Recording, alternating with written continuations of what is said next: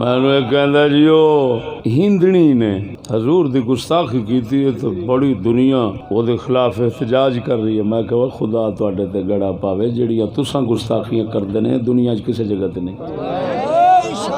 लानती हो तुसां बाहर इस वास्ते तवज्जो करांदे हटांदे जे मुसलमानां दी ताकि इत्थों दे गुस्ताखां तो लानत पवे तेरे ते लखां रन्ना एक नहीं दो नहीं लखां दे हिसाब ते वो एक काम करन लानती अगों रियासत मदीना आखे मुला आखे हाय और रियासत मदीना ते आखी है वह लानत पवी खुदा दी रियासत मदीना में यो ही कम होंदा सी। ये लानती यार ये डे बेईमान लानती सूर मत्थे लगे ने बोलते नहीं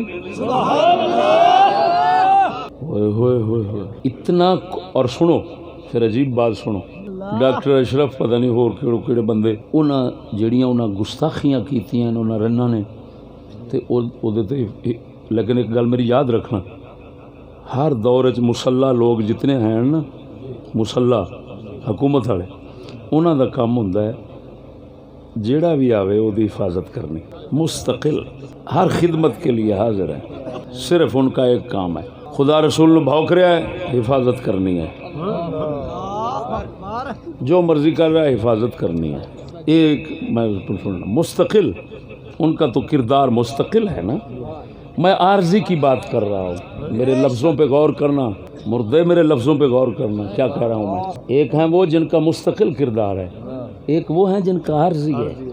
वो जिन्हों का आर्जी किरदार होया गुस्ताखी वाला रन्ना उन्होंने उत्ते परचम करावन वास्ते उठे तो हुकूमत ने डक दे खबरदार बैठो इनके खिलाफ कोई परचा नहीं हो सकता। हाँ तो मैं आख्या पहले शुरू किया गया मैं शुरू में यही गल की थी कि खुदा रसूल इस्लाम दीन कुरान इज्जत मुसलमाना नाल जो मर्जी होवे जे सरपरस्ती कराया जा सकता है तो चलो जे साडा सरपरस्त कोई नहीं तो सानू अल्लाह ने जरूरत दी है ना।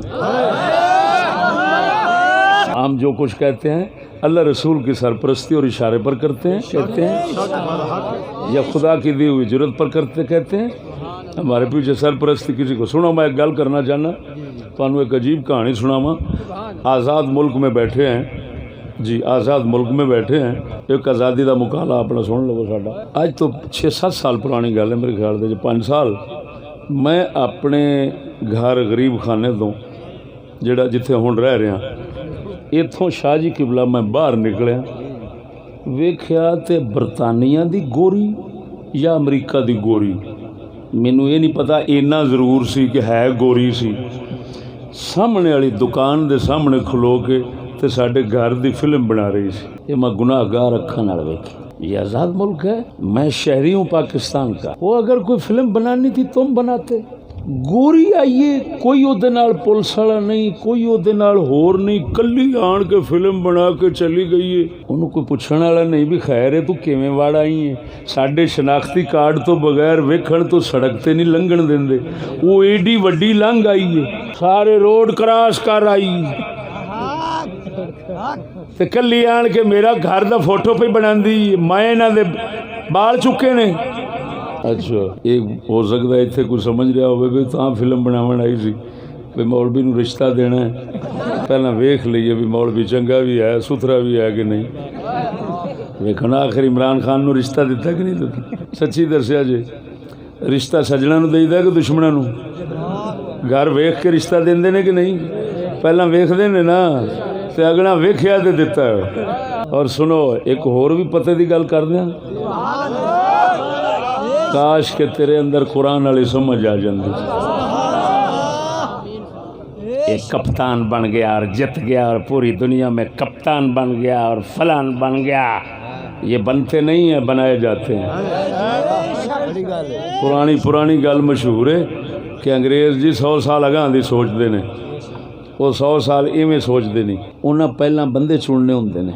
हाँ जी अपने बंदियां नूं समझाना होंदा है तुसी बज़ाहिर मुकाबले च आया जे आखिर च हार जाया जे इनू असां तुसी कहंदे हो पॉपुलर की करना असां पॉपुलर करना की कहंदा मशहूर मकबूल करना है तुसी हार जाया जे चढ़द्या जिसले उत्ते आ जाएगा फिर साडा ताश दा पत्ता तैयार हो जाना फिर रंज सुटांगे मुसलमानों को फुद्दू बना के वो रखांगे जो मर्जी कम लवांगे यहूदियत दे पलीती दे कुफर दे सारे करेगा इन्नी सारी गल है।